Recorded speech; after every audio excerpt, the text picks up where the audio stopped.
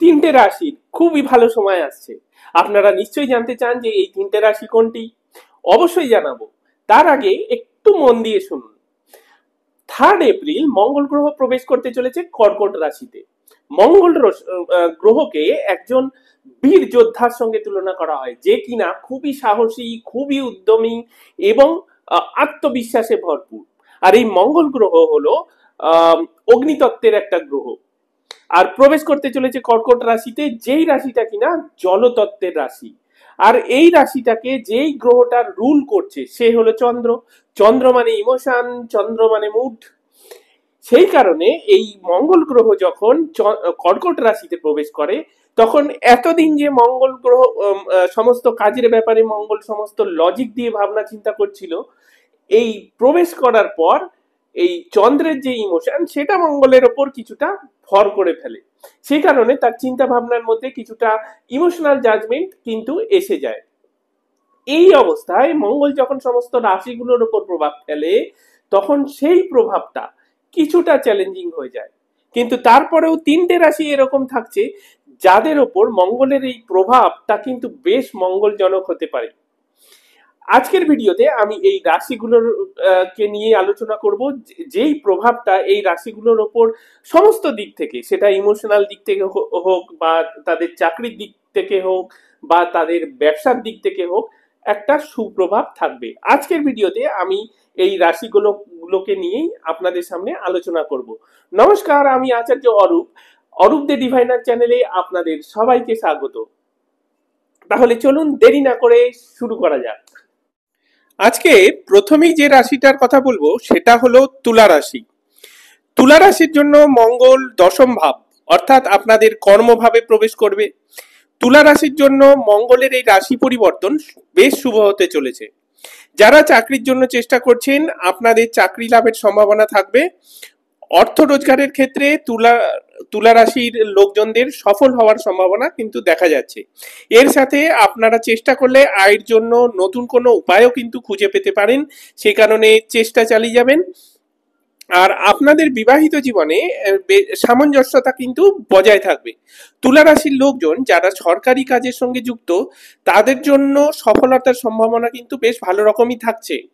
আপনার বহুদিনের মনের কোনো ইচ্ছা, সেটা এই সময় কিন্তু পূরণ হতে পারে, যেটা আপনি অনেকদিন ধরে মনে করুন চেষ্টা করছিলেন। আপনি যদি এর আগে কোনো কর্ম পরিকল্পনা করে থাকেন এই তুলা রাশির লোকজন, তাহলে এইটা সেই সময় যেই সময় সেই আপনার কর্ম পরিকল্পনাটা সফল হতে পারে। তুলা রাশির পর যে রাশিটার কথা বলবো সেটা হলো বৃশ্চিক রাশি। মঙ্গলের এই রাশি পরিবর্তন বৃশ্চিক রাশির জন্য যথেষ্ট শুভ হতে চলেছে। মঙ্গল গ্রহ আপনাদের নবম ভাবে প্রবেশ করতে চলেছে। নবম ভাবকে বলা হয় ভাগ্যের ভাব। আশা করা যেতে পারে বৃশ্চিক রাশির লোকজনদের সব রকম কাজকর্মের ব্যাপারেই ভাগ্যের কিন্তু একটা সহায়তা থাকবে। সবসময় যেটা বলি যে শেষ কথাটা কিন্তু আপনাদের ব্যক্তিগত জন্মকুণ্ডলী বলবে। এই সময়টা এই বৃশ্চিক রাশির লোকজনরা আপনাদের জীবনে অনেক পজিটিভিটি লক্ষ্য করতে পারবেন। নতুন এবং ভালো কাজকর্ম আপনার কাছে আসতে পারে। বৃশ্চিক রাশির লোকেদের আর্থিক পরিস্থিতি অনেকটাই মজবুত হওয়ার সম্ভাবনা থাকবে। আপনাদের আর্থিক পরিস্থিতি উন্নতির দিকে যাওয়ার পুরোপুরি সম্ভাবনা থাকবে। আপনি আগে কোথাও কোনো রকম বিনিয়োগ করে থাকলে, যদি করে থাকেন, সেখান থেকে আপনার লাভবান হওয়ার সম্ভাবনা বেশ থাকবে। এর সাথে আপনি নিজেকে আধ্যাত্মিক কোনো কাজের সঙ্গেও যুক্ত করতে পারেন। বৃশ্চিক রাশির লোকজন আপনাদের ছোট বড় সব ধরনের ভ্রমণের সম্ভাবনা কিন্তু দেখা যাচ্ছে। বৃশ্চিক রাশির পর যে রাশিটার কথা বলবো সেটা হলো ধনু রাশি। ধনু রাশির জন্য মঙ্গলের এই রাশি পরিবর্তন শুভ বলা যেতে পারে। কেরিয়ারের দিক থেকে বাধার মধ্যে হলেও উন্নতির সম্ভাবনা কিন্তু থাকবে। লম্বা সময়ের জন্য প্রপার্টিতে আপনারা বিনিয়োগ করতে পারেন, অর্থাৎ লং টার্ম ইনভেস্টমেন্ট প্রপার্টির ওপর কিন্তু করতে পারেন। সেই ক্ষেত্রে আপনাদের লাভের সম্ভাবনা থাকবে। চাকরিতে যারা আছেন তাদের ক্ষেত্রে দায়িত্ব বাড়ার কিছুটা সম্ভাবনা থাকবে, কিন্তু এর সাথে আপনাদের পদোন্নতির সম্ভাবনাও কিন্তু থাকবে। আর যারা ব্যবসায়ী আছেন তাদের ক্ষেত্রে ব্যবসার প্রসারণ অর্থাৎ এক্সপেনশন যদি আপনারা চান ব্যবসা বাড়াতে, তাহলে সেই ক্ষেত্রে কিন্তু আপনারা ব্যবসাটা বাড়াতেও সক্ষম হবেন। নতুন কাজ করার জন্য সময়টা কিন্তু বেশ অনুকূল। তাহলে আপনারা জানতে পারলেন যে রাশিগুলো কোনগুলো। শেষ করার আগে একটা দরকারি কথা, সেটা হচ্ছে মঙ্গলের এই রাশি পরিবর্তন প্রত্যেকটা রাশির ওপরেই তো কম বেশি প্রভাব ফেলবে। কিন্তু এই প্রভাবটা আপনার ওপর কতটা ভালো বা কতটা মন্দ সেটা কিন্তু সম্পূর্ণ নির্ভর করবে আপনার ব্যক্তিগত জন্মকুণ্ডলীর ওপর।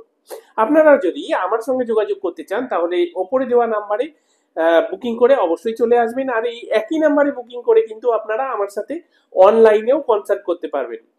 একটা দরকারি কথা বলে শেষ করব, সেটা হচ্ছে সাবস্ক্রাইব কিন্তু অবশ্যই করবেন, আর লাইক আর কমেন্টস করতে কিন্তু একদমই ভুলবেন না। আপনারা খুব খুব ভালো থাকবেন।